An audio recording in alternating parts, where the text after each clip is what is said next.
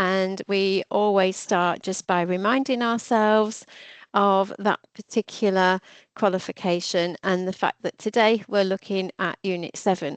And Unit 7, I would echo what Vivek was saying in the introductions there about this being kind of a core or principal unit, I would say, if there is such a word, or such a description, because it really does kind of sum up all the qualities, all the skills that you need as an early years educator, because you can't promote an effective early years curriculum unless you know what it is, unless you sincerely engage in what that means.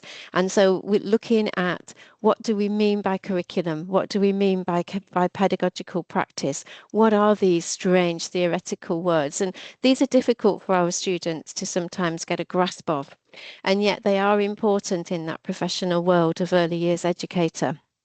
So we'll take a look at that and bringing it back, of course, and making sure that despite the fact that we've got a curriculum and we follow that curriculum, we look at the areas of learning and development within the early years foundation stage, but that actually at the core of all of this is the individual child.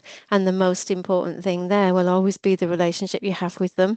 And that relationship, that trust, that confidence, that relational connections that you have is the most important key and trigger to be able to enable that child to feel confident and to feel safe and secure. So without even that, you have to take a back step and think, okay, what's the relational connections like in this environment? So one way of being able to test whether an environment is effective is actually thinking about how do we see the rapport between the members of staff and the children?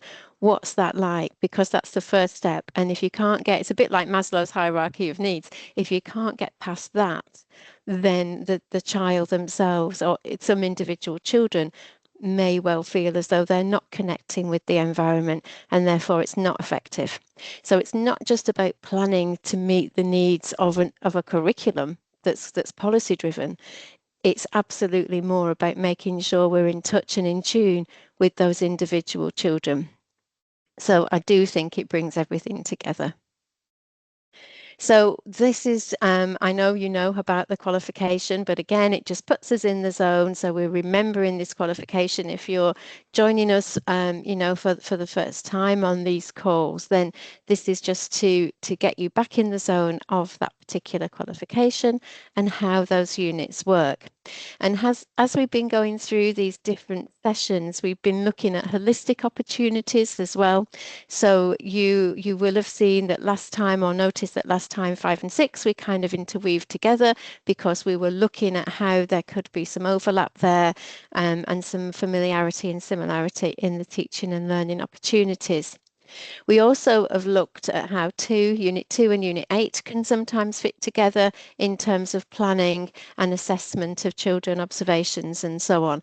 But I do think we'll take some time to look at Unit 8 in its entirety because it's such an important area. Okay, so here we are then, promoting an effective early years curriculum. So the first thing, even before we look at any of those learning outcomes, I think is to make sure that students are aware of what we mean by an early years curriculum. You know, a few years ago, we probably would have been standing up saying it's not an early years curriculum, it's an early years framework. And those thoughts might be going through some of your heads at the moment. So it's what we mean by curriculum. And actually the framework, the early years foundation stage statutory framework for early years provides what we need to be able to form our own curriculum. So if we think of pedagogical practice, the curriculum is what we need to offer and what we need to perhaps make sure in our provision we are allowing for, we are planning for, so different areas within our continuous provision and so on. So the curriculum is what we offer, but the pedagogical practice, so if we look at the word pedagogy, that simply means, well, how are we going to actually use that curriculum? What are our beliefs? How do we actually work and integrate with the children? interact, sorry, with the children. So thinking about curriculum and thinking about pedagogical practice, I think just undoing and spending some time in those early days to actually think, what do these words mean? Because to us, we might be very familiar with them, but our students might be hearing these words for the first time. And I think it can be a little bit off-putting and a little bit confusing to just throw these theoretical concepts around without having any grounding. So what do we mean by curriculum? What do we mean by pedagogy? And what's our pedagogical practice? How do we approach the curriculum? How do we bring those areas of learning and development to life? What's important in our practice in terms of the way that we interact with the children and young people, children and families, and that becomes our pedagogical practice. That becomes our pedagogy. So that's an interesting thing in itself. And that I think can sometimes be a stumbling block because we introduce words, don't we, that students aren't familiar with. So understanding, let's look at the learning outcomes. Understand how evidence-based philosophical, here we go with another big word, understand how evidence-based philosophical and pedagogical approaches influence the early years foundation stage that sets out the early education curriculum requirements for children from birth to 5. So when it talks about philosophical approaches, we're thinking about those maybe the beliefs and those pioneers that we know about. So we know about Steiner, about Montessori, about Macmillan, and we can use all of those philosophical approaches to be able to support and the more modern sort of more contemporary sort of the Forest School approaches and things like that. But we're taking bits from all of those things and we're bringing those together and understanding them. So we're summarizing those. And basically, we don't need to cover a massive range of those, but we need, when we're looking at 1.1, to summarize what influences our pedagogical approach. So what influences our practice? Do we know a little bit about the pioneers, the Macmillans and the Montessoris and the Steiners and so on of this world? Do we know a little bit about the theoretical side of things and those strategies such as scaffolding and so on? And we're bringing that evidence base. So evidence based just literally meaning that this has been something that's been proven to improve our practice and to create an enabling environment for children. So we're summarizing those. So this is a big deal. Summarizing a range of evidence-based philosophical and pedagogical approaches and the research that underpins early years development and that underpins, so there's two things here because we've got an and. So first of all, do look at the early years foundation stage because in that early years foundation stage introduction and overview, it will actually talk a little bit about the influences to that curriculum and to how that was built. And then you can think about the and. So what's going on in your own practice? Can you relate anything that's going on in the day-to-day practice of the students I'm talking about now in their own practice that they can actually say, that sounds a little bit like the work of Macmillan, or yes, we go that there's a wonderful outside environment. This could be a little bit of Macmillan. This could also be a bit Forest School.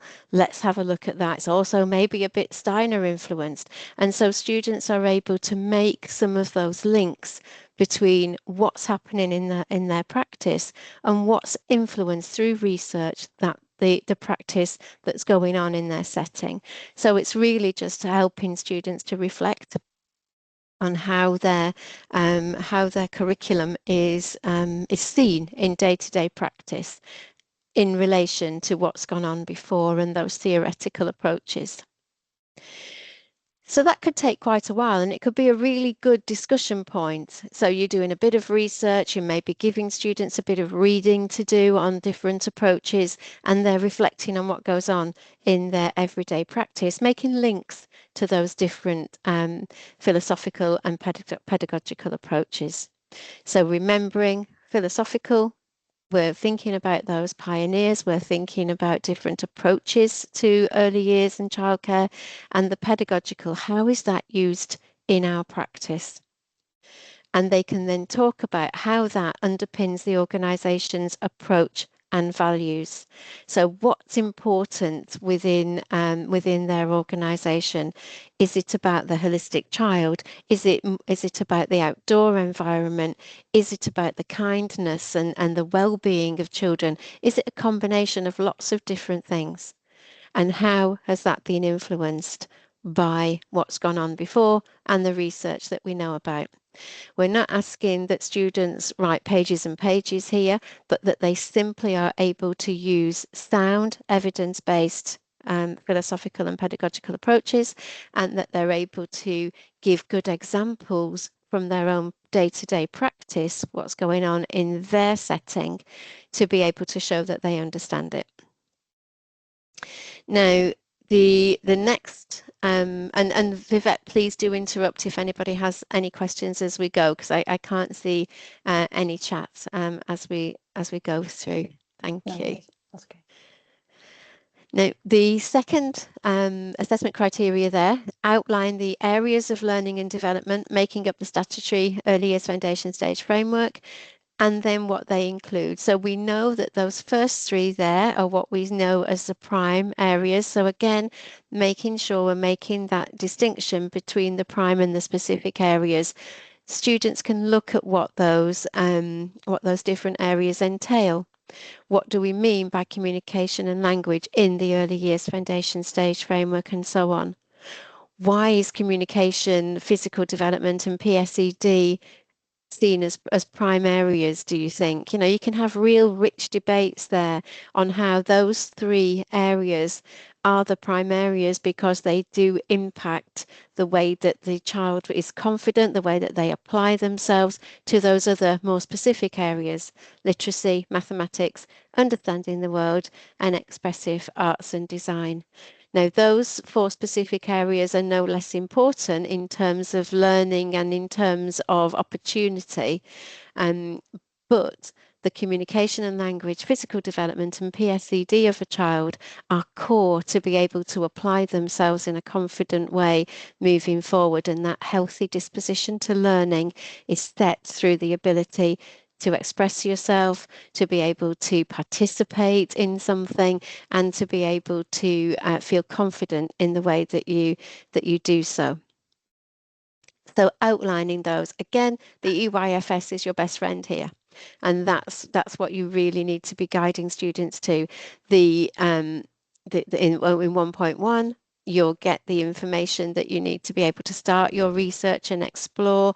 And in 1.2, you've got the information that you need to be able to have those rich discussions, and then for the student to outline. It's pretty much factual in terms of 1.2.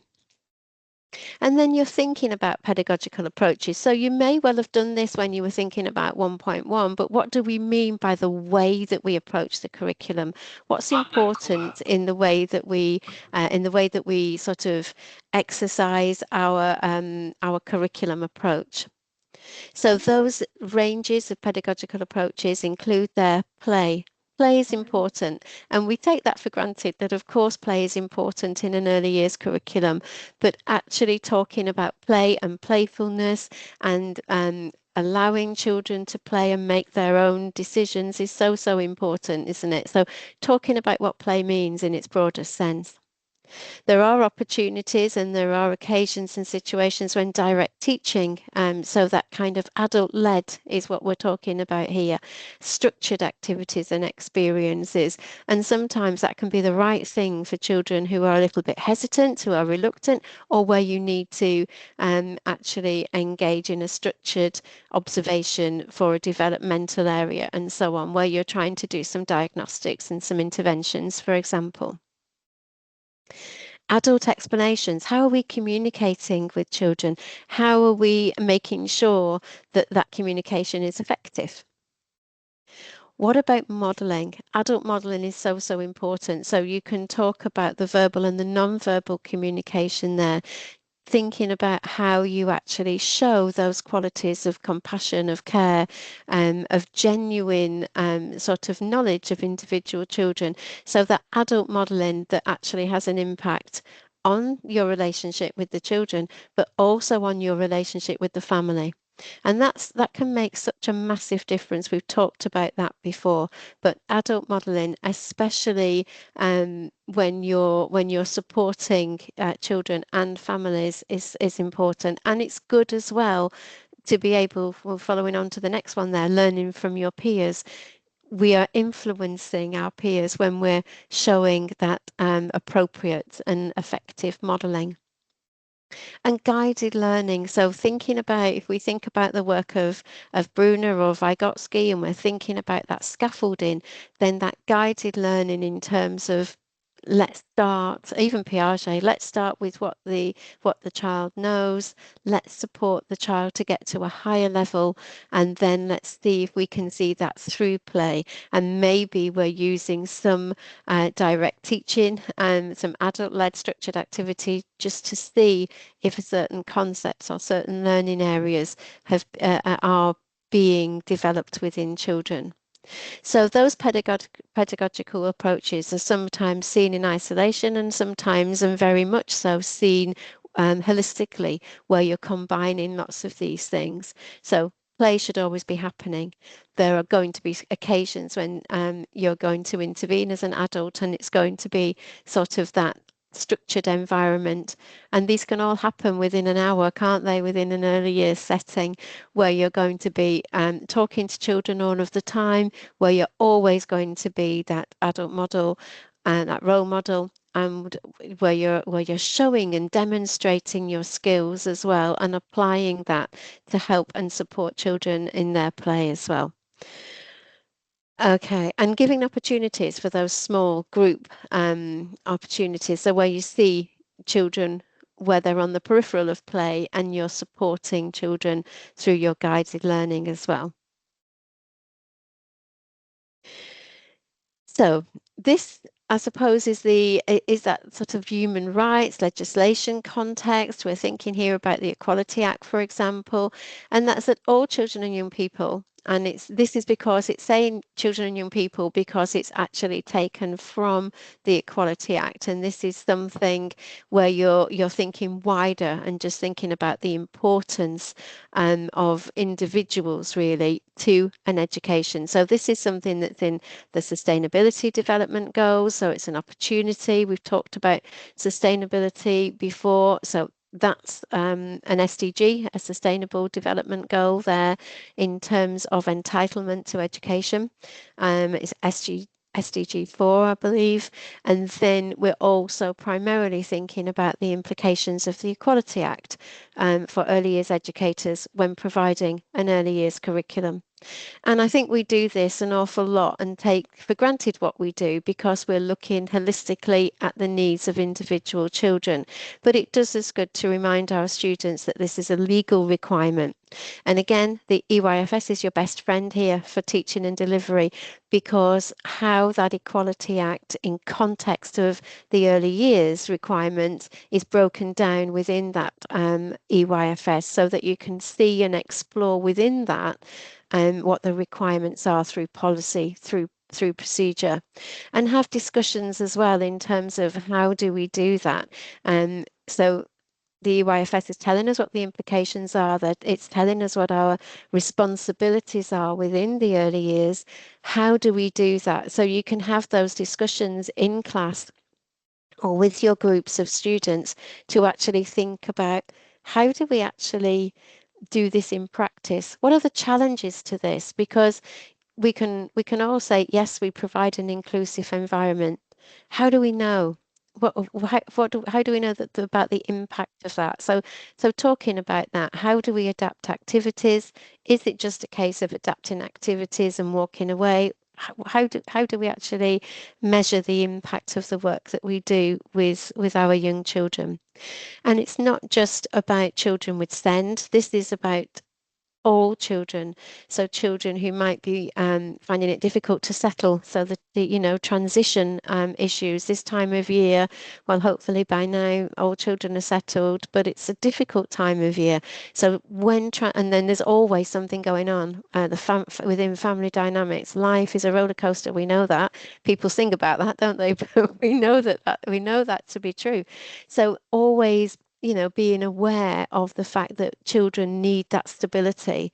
And when a child is not is struggling with something, it could well be that there's been a change, that there is some transition, and that's just rocked them a little bit. And that is where the Equality Act is also broad in its meaning. It's not just about making sure that we support and uphold the rights of all children. It's knowing what those rights are and actually thinking this is not just about SEND, this is not just about culture, this is not just about the resources that we offer. This is about tuning into individual children and making sure they always feel included. And I think that's, again, we've talked about that sense of inclusion and something that you feel. So 2.2. Explain the importance of promoting equality, diversity and inclusion and respecting children's social and cultural context. So this is where it takes that specific area and digs a little bit deeper in terms of knowing the family. And if you wanted to have a discussion and include the work of Bronfenbrenner, for example, where you're thinking about what influences the child.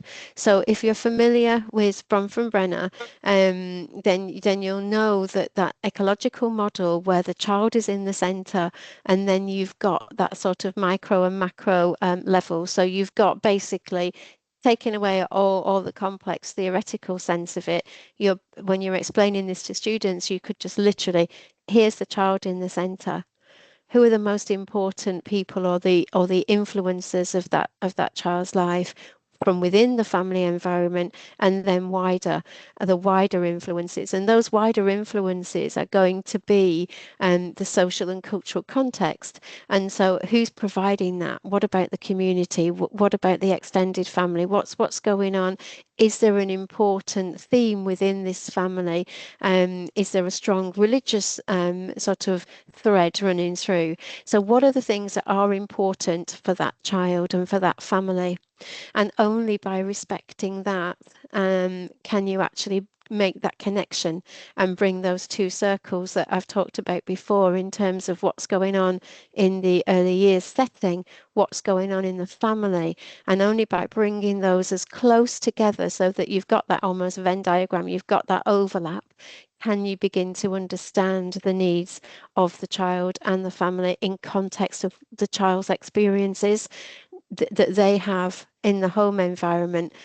And no, we can't create that within the setting, but we can talk about things. We can make sure that we are including the child and the family through the way that we have conversation with the family that's lovely and relaxed helps the child to settle. So it's about getting to know that child. It's not necessarily about getting to know every different culture, every different tradition. I think the point of knowing all of that is only useful if you can put it into context for the child that you're working with and the children that you're working with.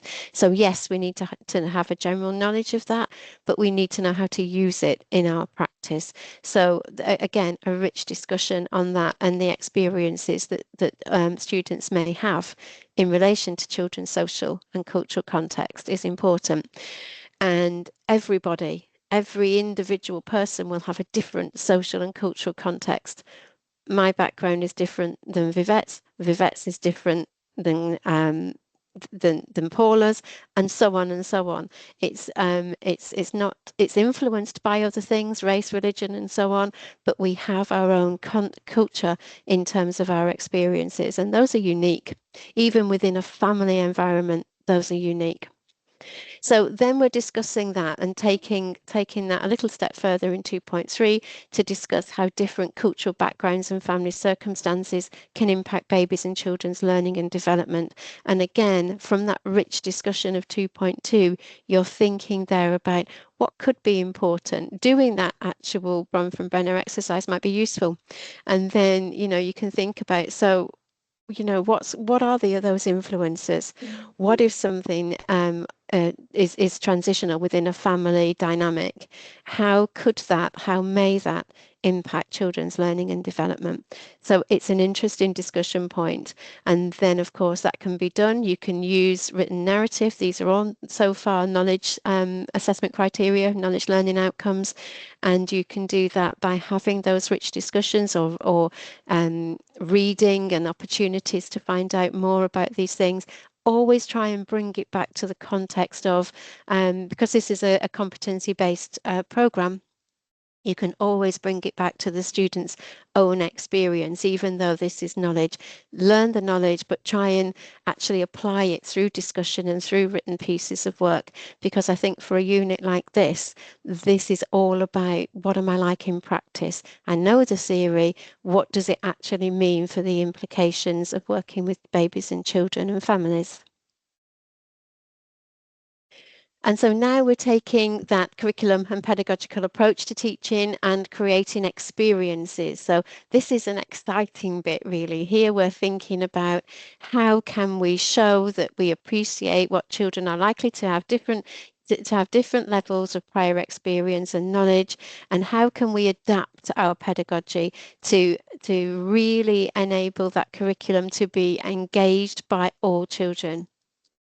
So when we think about characteristics and elements of enabling environments to support learning and development for all children, both indoors and outdoors, we're thinking perhaps there about that continuous provision. What's going on? What's always present in our nurseries, in our early years settings, and why? Why do we have those? What's an enabling environment for you? What experience do you have? So you have these rich discussions, and then you can talk about the things that we would always want to see within our nursery environment. What supports learning and development? We know what learning and development is now in the early years foundation stage. What sorts of things allow for that to be realized in practical terms? And then analysing the significance of adapting the curriculum and how we approach that curriculum to meet the needs and interests of each individual child, taking into account their starting point, what they know, the experiences that they have had. And I think a lot of the work that we've done so far will help. If we think about, if we've done this in order, then a lot of the work that we've done already will help to actually start to analyze this. We'll know what the curriculum is. We'll know about the importance of adapting the way we approach the curriculum for individual children.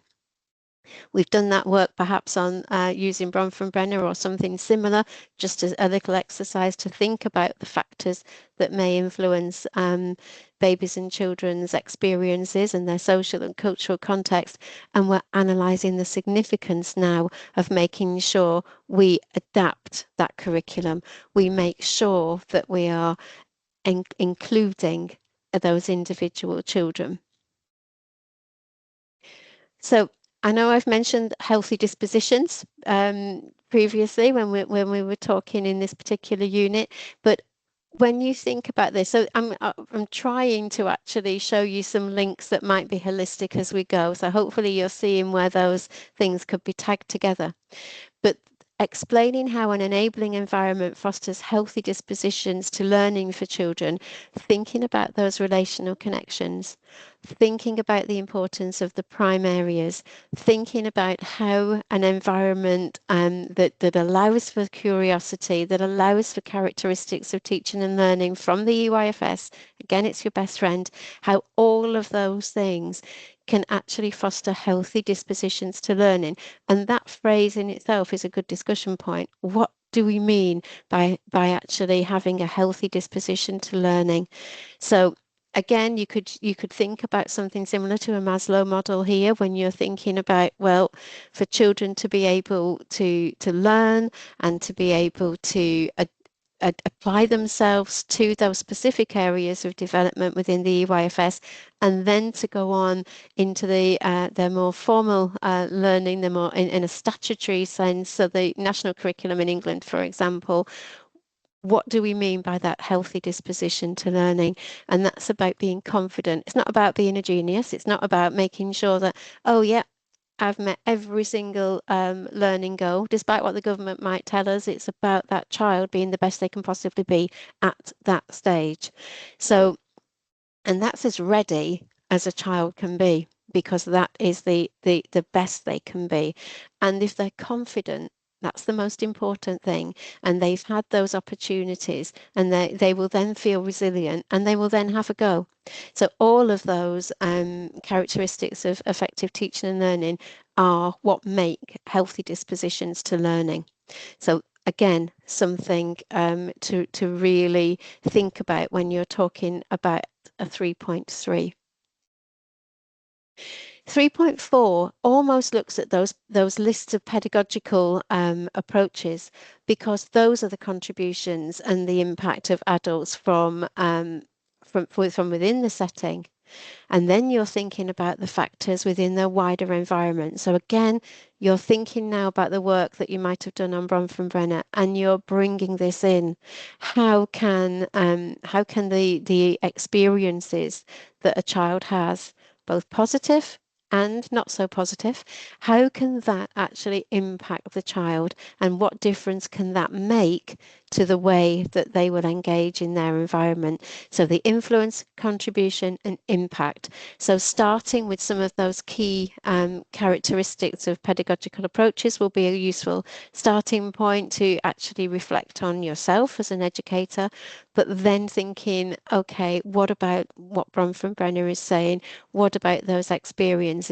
So we've explored all of those things all the way through. We're now analysing them.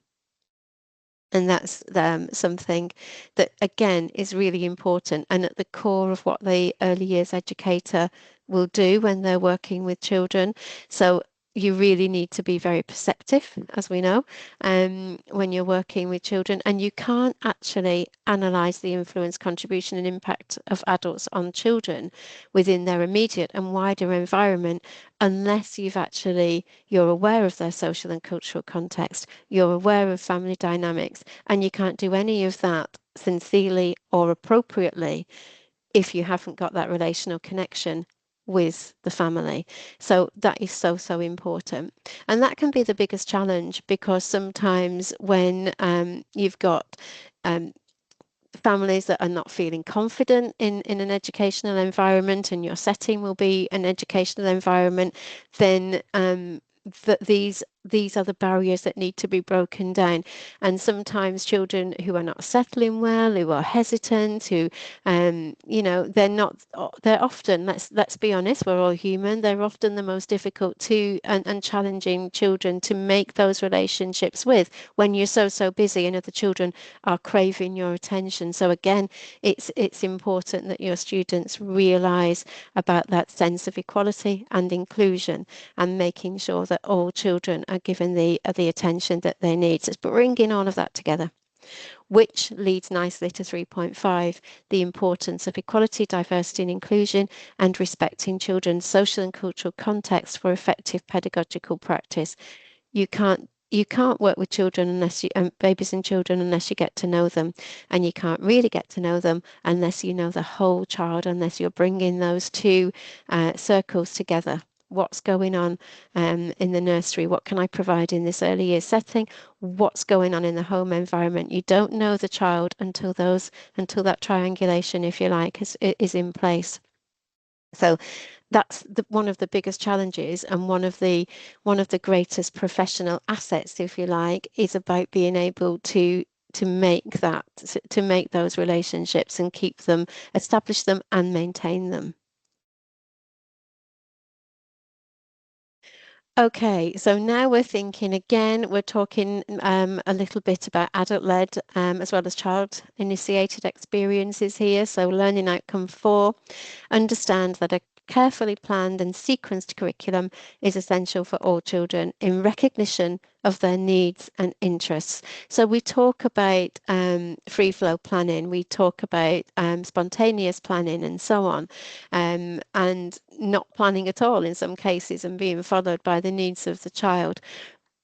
But what we're talking about here is making sure that we're recognizing, those are the key words here, in recognition of their needs and interests, and making sure that there is a balance between those adult-led, those structured, direct teaching opportunities, as well as child-initiated experiences where children need to be able to make decisions, to create ideas, to problem solve, all of those things that are embedded within the characteristics of teaching and learning. And of course, that way of testing, we talked about scaffolding just earlier, and that way of testing what children know and how they can apply that to unseen or unfamiliar situations. Oh, we think a child can do such and such, and we watch them in their play and say, yeah, they actually can. I've seen them apply that confidently, and then you can move on to that next stage of learning, almost something that you see through schematic development as well. So the benefits of a curriculum that is responsive to the needs and interests of babies and children, that should be something that again is quite straightforward in terms of why it's important, how a child benefits if we're actually putting their needs and interest first, so the motivation and how children engage with that, with their learning through their play. Then we're bringing in that scaffolding. So again, you can see how some of these things have got the holistic build and how you could perhaps bring some of these areas together. So by looking at the whole unit in the way that we're looking at it today and having the luxury to be able to spend some time really unpicking it, you can see how some of these things might join on together and how holistically the whole unit fits quite nicely. But you could think about, okay, if I do this, if I talk about scaffolding and I've talked about the curriculum, then actually I can bring in some of this in my teaching and learning, and then you could actually embed some of, bring together some of the assessment criteria. So explain how a carefully planned and sequenced curriculum scaffolds and embeds effective characteristics of teaching and learning for all children. So we've got a bit of a double whammy there. So I wrote these down because I always get them, I say them, I know what they mean, but I sometimes don't say them accurately. So the characteristics of teaching and learning, we know about playing and exploring. So we are applying our existing knowledge to familiar and less familiar situations. We're building that on that curiosity. We're building on we're building our resilience basically. So Vivette was playing and exploring when she was sailing around Corfu.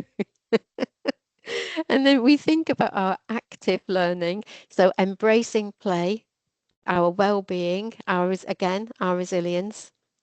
And then creating and thinking critically is that third characteristic of effective teaching and learning. And that's about that decision making, the idea formation, the strategy and the problem solving. That all of those skills are what children are developing within that.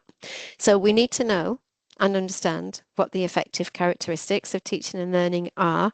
And then we need to think about how can that be built in for all children at a level that they are comfortable and confident with in our curriculum.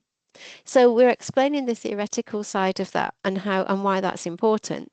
But then we can bring examples from our setting to show that we really understand what that means, perhaps, and that can really help to show you, or your assessors who are making the decisions and those assessment justifications that, yep, we understand the theoretical side of it in and how that's applied to practice. And I think that that's always very useful and can really show for you when you're making those assessment justifications that the student really understands it and has got that sort of theoretical knowledge behind it. And then using examples to outline benefits of adult-led explicit teaching and child-initiated experiences. So we're looking there about when might you use an adult-led or a direct teaching structured opportunity, basically, a structured experience with children? So when might you lead? When might a member of staff lead an activity? And that, again, it might be because you're wanting to build that relationship with a child, and you might think, okay, I'm going to play a little game with a child, or I'm going to read a story and I'm going to use some props and I'm going to do it with a particular child or a group of children. And again, that might be to build that relationship. You tend to have more structured opportunities at the beginning of maybe settling in to an early years setting with some children. Others might not need that, but some certainly might. And when you're building that key person relationship, those types of structured activities can be so important. But they are beneficial. They can also help with a diagnostic. So if you're concerned about a particular area of development, or you just want to look at development per se across the board of those 7 areas, and you're doing something more holistic, then that can also help, or a specific area of development. So adult-led structured activities often gets a bad press because no, we shouldn't be doing that, and we should be making sure that children are making their own decisions. And of course, we want that, but sometimes we have to do one before we can get to the other.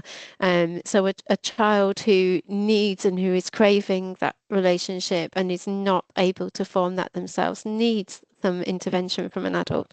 So again, looking at the benefits of having perhaps a balance, or when you might use that the most. And that's important. So moving on, how the design of flexible daily routines and expectations within an enabling environment adapt to support and reflect children's current needs. And again, you could start with a discussion, perhaps thinking about what's the daily routine like in our setting. What goes on? Is there a bit of a structure to the day? And there usually is. And then what can actually upset those routines? And obviously, we're not going to wait for a certain time for nappy changing, or for toilet opportunities and things like that. But also from a sort of I guess sometimes it can be. I mean, they even did snack time, didn't they? I'm trying to think of an example, sorry. So there used to be a specific time for snack, and that sometimes still happens in a lot of settings. It's not wrong. But there are other ways of perhaps adapting an environment where you might say the snack bar is open, and you can come and you can have your snack with Janet over there, and you might ring a bell to say that it's open, and then ring a bell to say that it's going to close, and children begin to make their own decisions. Oh, I've not had any water yet, or I've not had a snack. So oh, it's tidy up time.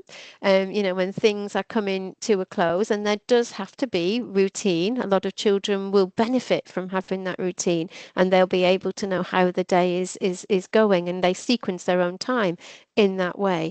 But again, that idea of giving children time to finish and to stop what they're doing, and how that can actually impact children.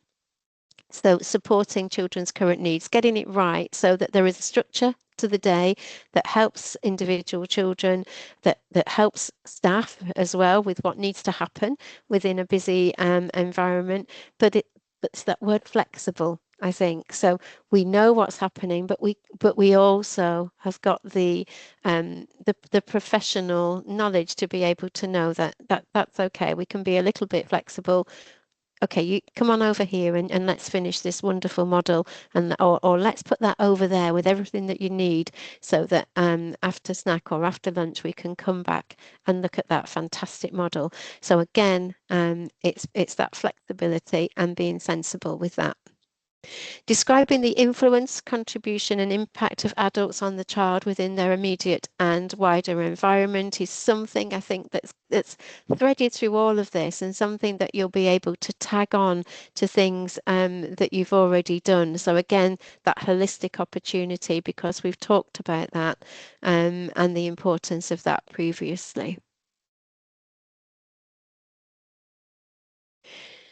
Now, indoors and outdoors, so important. And I think making sure that children have got access to the outdoors is something, again, that you could look at research, you could look at why that's important, even going back to the work of Rachel and Margaret Macmillan and looking. I think one of the quotes that I've always remembered is the best classroom is the where the roof is the sky. So the importance of being outside, and for health benefits, but also for that sense of well-being, and it kind of removes the restrictions. If we think about ourselves, certainly from my perspective, if things are on my mind, the first thing I want to do, I might want to go for a walk. I might want to go and sit in the garden. I might want to do something outside. And I think it's the same for staff within an early years environment, but also for children as well. And that sort of sense of freedom, the running around, we might have rules about not running around in the nursery for very good reason. We might be able to really allow for that freedom outside. And so that's really important, and that we resource that well, and we scaffold those learning experiences. We can have activities that are adult-led out there, we can have child-led experiences out there, we can do little trails, little obstacle courses. Maybe we have, I saw once in a setting where they'd got a garden centre shop set up, and that was lovely.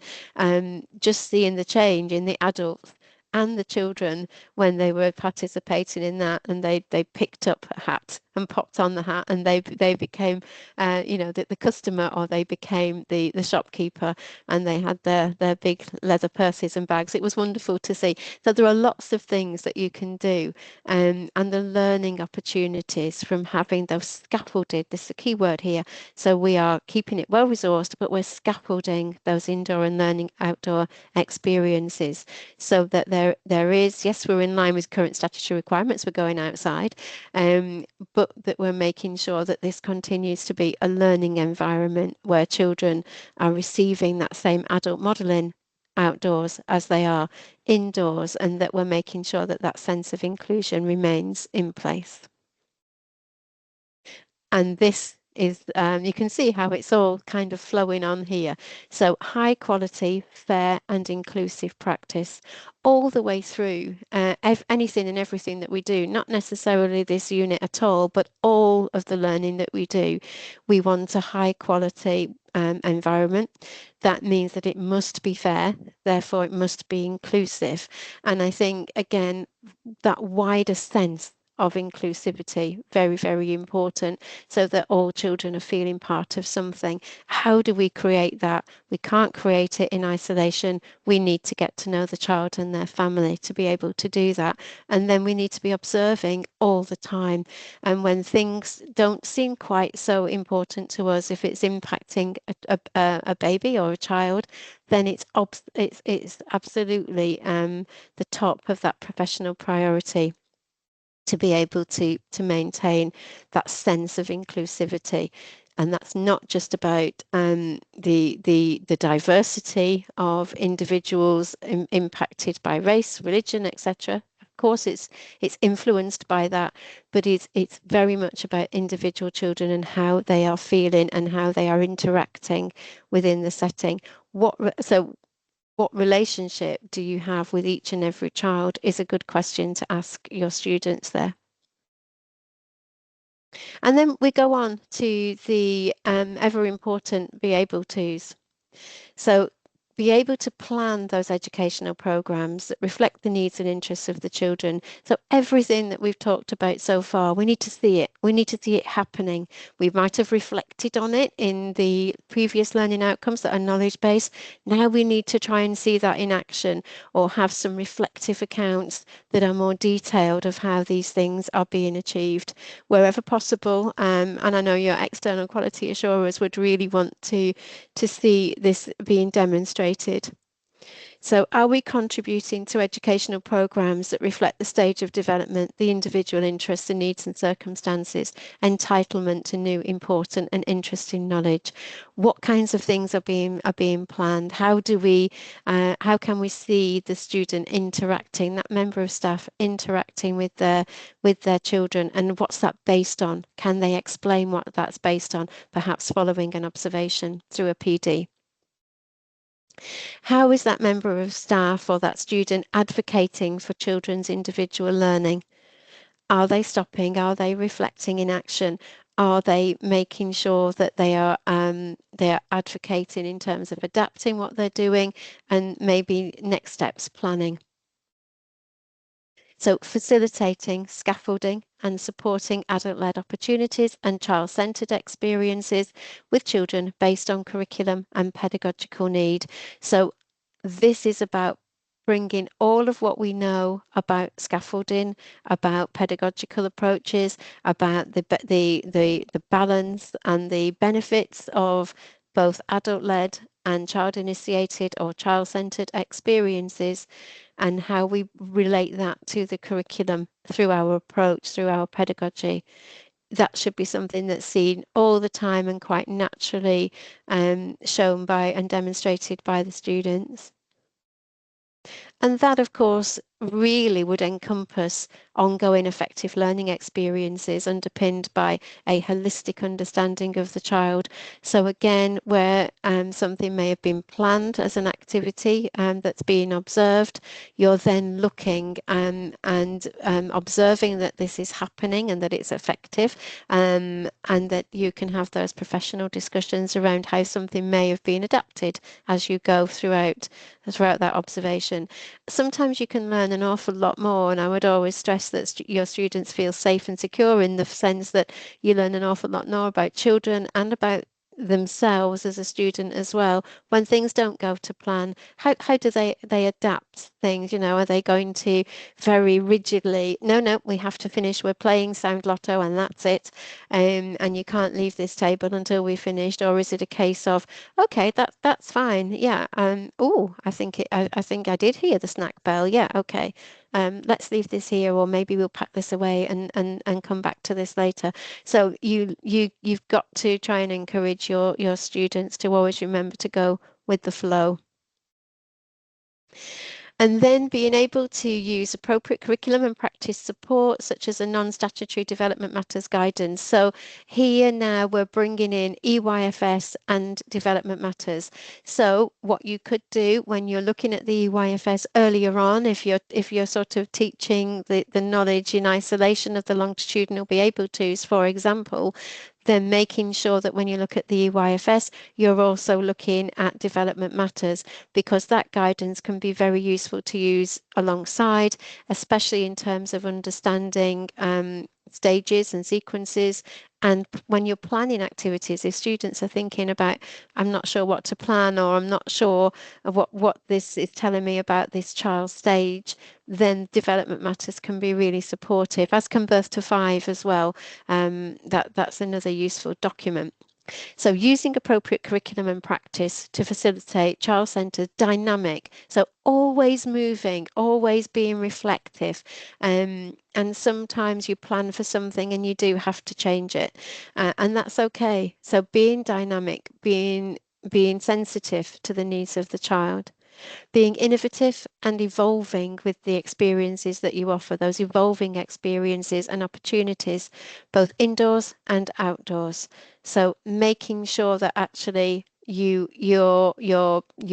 way that you're using the curriculum, your practice, your pedagogy is always centered around the needs of the child, and that's going to change, and making sure that you're flexible so you can see all of these and how they're linking in with each other. And you should be able to see all of the things we've seen in the be able to so far as part of an observation of natural interaction between a member of staff or student with the babies and children that they're working with. Assessing the responsiveness of the environment for effective child-centred experiences in line with curriculum requirements, and that we're talking about the sensitivities, how we need to respond and adapt, and that might be something that is best placed through a professional discussion following an observation, for example, to really draw that out. How are you going to change the environment for Janet because didn't really engage with the activity? Why do you think that might be? How are you going to change that? Or you changed it by doing such and such. Why did you do that? Why is it important that the environment adapts to the needs of the child in practice? And then using knowledge of the early years curriculum and the needs and interests of children to be able to choose, plan and sequence what all children need to learn. Again, that's something that you should see in your natural planning opportunities.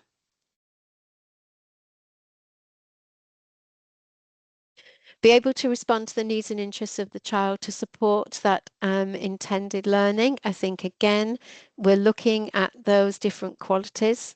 These are things that you should see all the time. It's part of our adult modelling. We're child-centred, we're empathetic, we value equality, diversity, inclusion. Basically, what we're saying is that we respect, value, and sincerely engage with the uniqueness of each child. We're playful.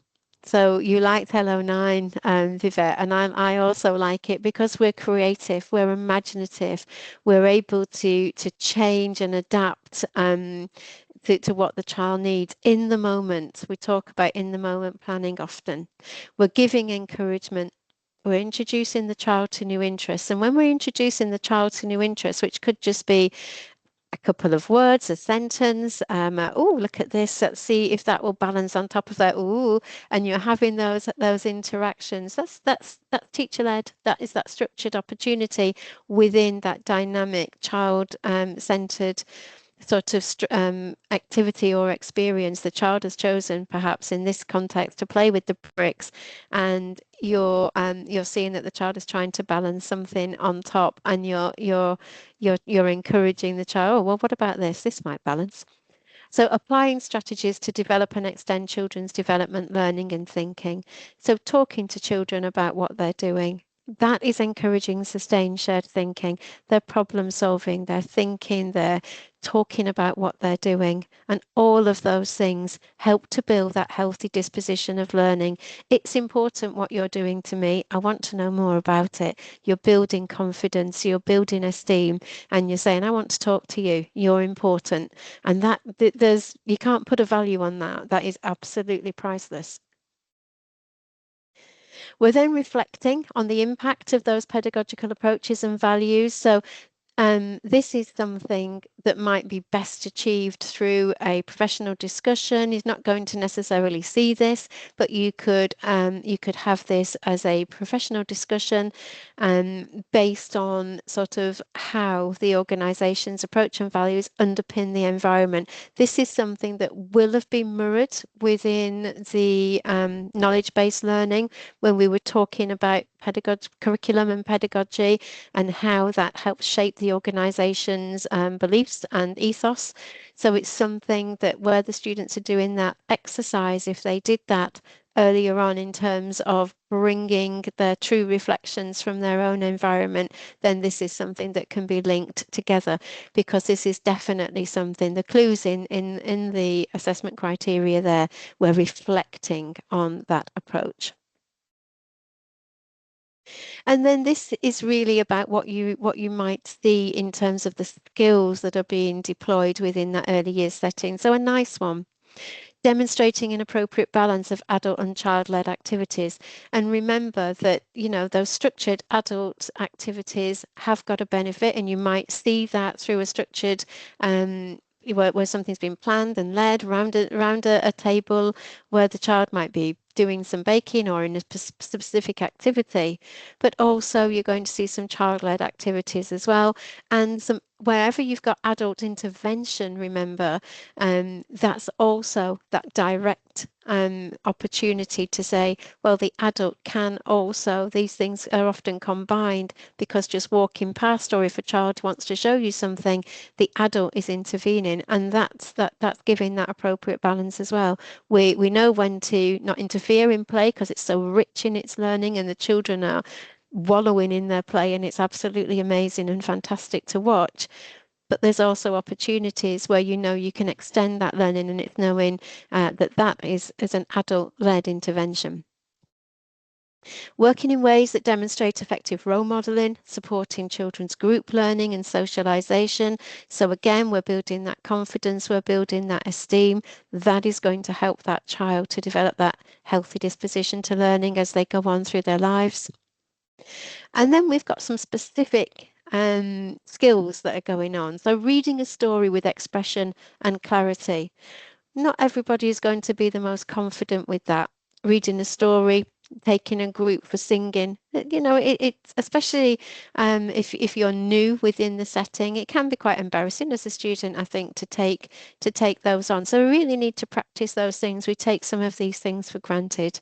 So reading a story with expression and clarity, that you can have the greatest voice in the world, but if your book's here, then the children are not going to engage. So thinking about choosing a familiar story, maybe we're using some props to go with that. Maybe we're simply putting a hat on or sitting on a specific chair.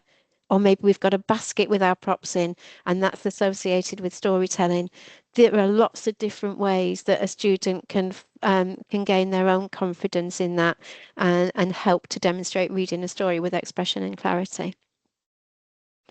We're interacting with children to explain new concepts with clarity and precision. So that simply means when we're engaging with children who might be in the creative area, they might be in the water tray, for example, and we're taking opportunities to use, and we'd probably do it without even thinking, but oh, this is heavier than that. Do you think this is going to float? What's going to happen to this? So we're introducing mathematical language in that particular context. If we're baking and we're thinking about that, different things, we've got new vocabulary, we've got maths in there, and we've also got science in there. What's going to happen to this? Oh, maybe we're looking at ice or snow and how that's melting. We're demonstrating strategies for supporting early literacy, and we do that all the time when we're thinking about the way that we speak to children, giving children time to respond, when we're reading stories, when we're looking at words, when we're thinking about the sequence of events. These are all strategies for supporting early literacy, mark making, and so on. So thinking about the different resources that we have. Again, the same sort of thing for early mathematics. And then promoting and facilitating children's interpersonal communication to support the development of their social interactions and relationships. And again, I think that's something that most children will naturally do, but we need to make sure that sense of inclusivity is something that we have there, and that we're always making sure that children are able, age and stage permitting, that they're able to communicate, to join in, and to be supported within a group. And I just want to quickly go back to, sorry, excuse me, to 11.5 and 11.6, because we're not asking for something that is really complicated. We're not thinking about necessarily, the intricacies and the granular details of grammar. We're thinking about how we do those emergent skills. So thinking about the written word, let's look at the letters, let's think about communication and sounds, speech and language. So we're thinking about that, and that helps us as well to identify and recognise any potential developmental language delay as well, and what strategies we might need to employ there. And again, for mathematics, we're not thinking about, oh, we need to be thinking about equations. We're looking at numbers, we're looking at counting, again, age stage appropriate, and we're thinking perhaps of using the resources to be able to do that. And those simple phrases, like less than, more than, grouping things, putting things into different groups. These are all early mathematical concepts that help children to make sense of early number. Okay, so perhaps we've saved the best till last then, Vivette. So here we are. This brings together absolutely everything. So adapting teaching to suit babies and children's different starting points, experience and knowledge. It sounds very straightforward, but it actually ensures that the early years educators, the practitioners working with babies and children, absolutely tune in to each individual child, and that is absolutely critical. So different starting points. Every child is going to be unique. There may be some similar sort of stages and sequences that children fall into, but remember what we said about different social, cultural experiences and backgrounds. What do children know? You can only find that out by watching, by observing, by making those connections and relationships with babies and children, and also with the family as well. And then we adapt those experiences. We have to be flexible in our approach. And so we might have two babies of 9 months old within our setting, but the way that we might interact and the things that we do might be completely different to the same aim. So again, it's about tuning into those babies. We're advocating for children's individual learning with that current development and uniqueness in mind by the way that we interact. How do we interact with those babies? It doesn't mean we're making a big long list and going to our manager and saying, I need this, this, and this. It's about how do we actually ensure that individual children are feeling included? How do we make sure that actually we're not just putting an activity out that children of 3 should be able to like, or, oh, Janet loves playing with that, I'm going to make sure that's out. What about everybody else? So it's about making sure that we are representing those children's needs, and of course advocating where we might need to be more to take things from more of an intervention lens as well. We're reviewing what we do. We're reviewing our pedagogical practice. Think again, if students are struggling with that phrase, think again about what pedagogical practice means. Go back to what we looked at in the knowledge and think about those different approaches to pedagogy and how do we do that? So review our own practice and think about how we can improve individual children's experiences. Still, obviously, everything is meeting the curriculum requirements, but how can we make sure individual children's experiences could be improved? So there's a reflective element to that. And then we're creating those child-centered, dynamic, innovative, evolving physical environments, both indoors and outdoors. And you know what? That simply means enjoying being with the children. It brings together all of that play and playfulness. Let the children lead. Oh, we're now going over here. We're having a picnic with the food that we've just bought from the little shop in this area over here. We're being dynamic. We've been invited in to a different area or to watch, and we're being led by that, but we're enjoying that. We're engaging in that and therefore moving it forward. And more than anything, we're saying, I want to be with you. I want to be part of your play, and you're really important to me. So all the time we're feeding in to the PSED. And we're facilitating and supporting opportunities and experiences with children based on curriculum and pedagogy. And that will naturally happen if we're child-centred and dynamic and we're aware of the child stage of development. Reviewing effective learning experiences underpinned by a holistic understanding of the child's needs, stage and interests. So again, this is something that might come out of a professional discussion when you're thinking about what went on in an observation that you've had, and you're thinking about, okay, what do you think went well? And it could be a reflective account following an observation, for example. You're giving your role modeling inclusive practice to ensure children have equal access to opportunities to learn, develop and reach their potential. So you're using that adaptive pedagogy, so you're using different ways to enable children to contribute, to join in, to participate, to feel comfortable. And that's not insisting that somebody joins in or insisting that somebody is friends with somebody else. This is about making sure that you tune into that child and you're building that relationship. So if the child does seem a little bit hesitant with other children, this could well be a personal stage or developmental need.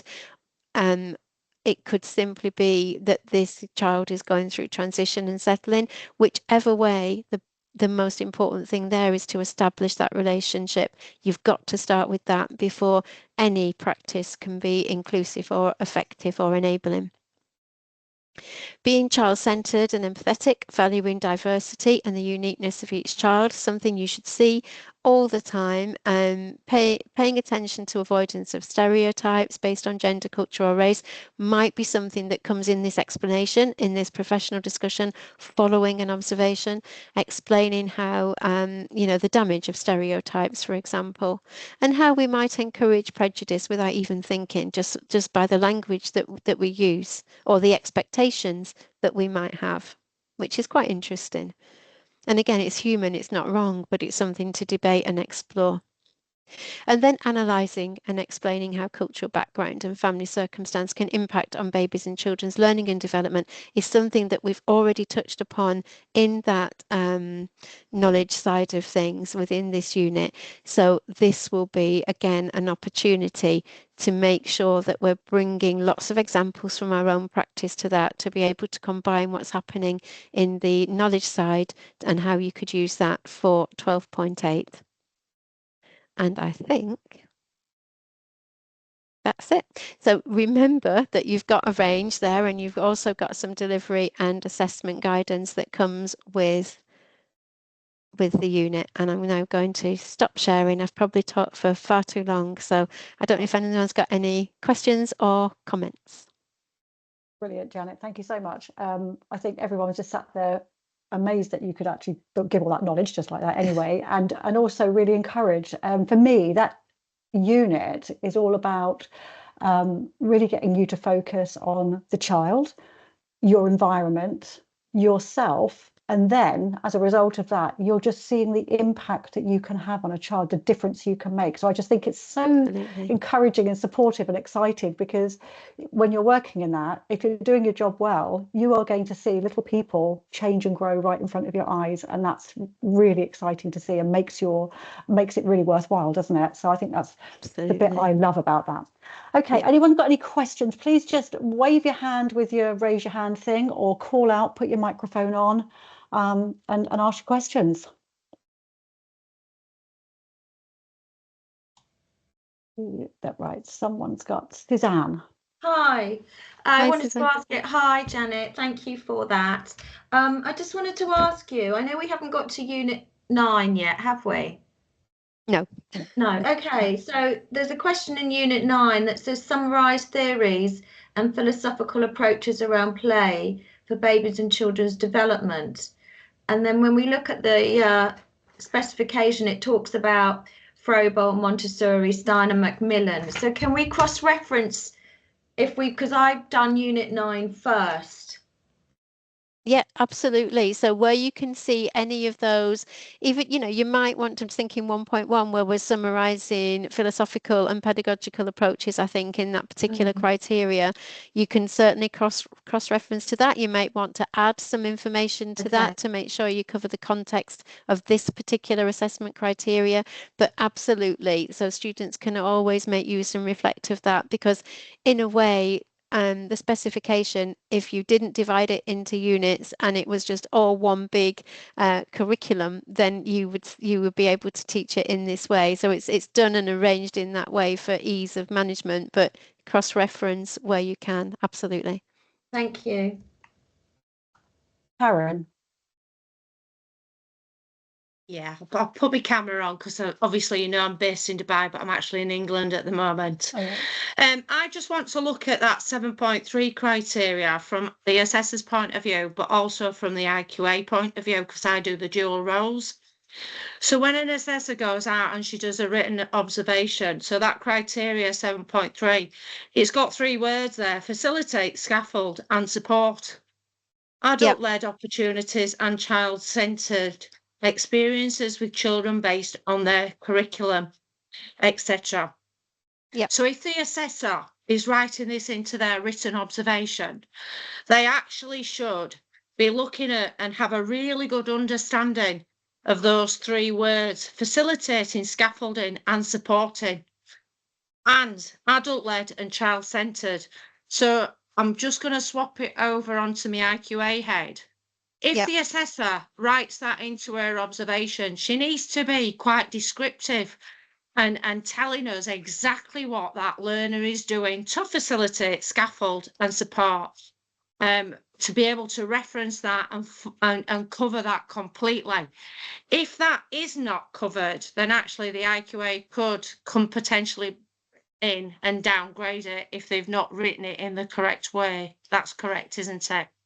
It is correct. I think there are ways that through the holistic observation, you're definitely looking for that, for sure, Karen. You're looking for those things. You're looking for how the student has facilitated the environment, how they interact with the children, and therefore the scaffolding. So if we are describing what we see, and as an assessor and as an IQA, you're able to see through that description that the student has facilitated, is scaffolding through the support that they're offering, then this is an assessment justification that can be made and that can be assumed. But the description, you're absolutely right, needs to be there. So yeah, it's helpful if the assessor is using those words, but actually if they're writing just what they see in a holistic observation, and yes, they're looking towards certain criteria, then actually is what they're seeing showing evidence that the student has facilitated an environment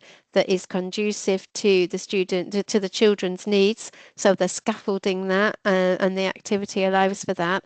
And are they supporting that? So brilliant, Karen, if they can use those three words, but if they don't, but what you can pick out of that as an assessor and as an experienced IQA, the fact that the student is showing facilitation, scaffolding and support, then that would equally be okay, in my opinion.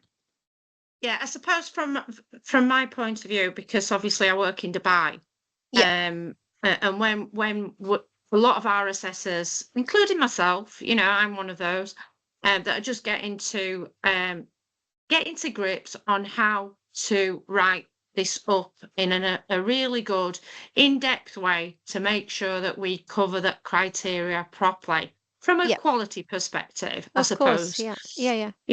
So realistically, obviously when I standardize, when I go in and from the IQA perspective and I'm looking at these in-depth observations, the assessor needs to write it in a way. It's not enough for me to write, the learner is doing this and she's doing this. It needs to be a little bit more descriptive, which would incorporate a little bit more in-depth writing on how she's facilitating. Is she accommodating the children's needs and thinking about those?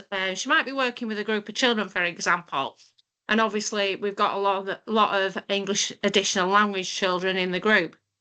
But you're a British curriculum nursery or a school, and you're working with those children. So the assessor would need to be writing that she's modelling that vocabulary and repeating it regularly, which comes back to all those different things at the beginning on the knowledge perspective. All those different aspects of the practice, what they should be doing. But the assessor for me needs to write exactly clearly what she's doing to accommodate those individual needs, which again goes back to the knowledge aspect of it at the beginning of the unit. But for me, if that assessor just said the learner is doing this, and this, and that's it, it doesn't cover the criteria in full. There needs to be, the more detailed an observation is, the better, and that helps with that justification to say this has been met in full. And where it perhaps, as an assessor, you're going in and you're being that camera, you're literally writing down everything that you see. The more detailed, the better, to be able to reach those assessment justifications. Absolutely. I mean, it's difficult, I think, because at the time you're observing in the moment, and you're not getting bogged down with the words specifically, but there could be an element of justification that's given following that observation, if as an IQA you feel that there needs to be more depth on that. But I think the bottom line is, if you're trying to justify a particular criteria, then that criteria needs to be clear, and how that's being met to a third party, such as an IQA. Yeah, it's quite a challenge, is this, because obviously from the IQA perspective, we're on 100% sampling. Right. Okay. And it's a massive job. Yeah, I absolutely. think from the IQA perspective. And the only way that we're going to get away from the 100% sampling is to prove that we are a quality standard centre, and we Yeah. are actually, meeting those standards to be able to take that 100% down to, for Yeah. example, 30% or something. Okay, Yeah, that's okay, absolutely right. fine. Thank you so much. Yeah. Okay. Yeah. Any other No questions, problem. anyone? We have been quite a long time. I'm sure Janet's got other things to do, but if you have got anything quick, raise your hand, or of course send it on as an email afterwards, and I'll pass it on to Janet. Okay, I think that's it, Janet. I think we're all like full of all that information, so there could be questions, as there often is afterwards. But I will forward them on to you and share them with others if they're relevant there. But thank you so much. We really appreciate it. It's been great. Thank you. And as soon as we get the opportunity to organise Unit 8, we'll have a chat about that later on, and we'll get Unit 8 in the diary nice and quick. Okay. Absolutely. Yeah. Brilliant. Good stuff. All Thank right. you. Okay. Thank you, everybody. Thank you so much for your time. Take care.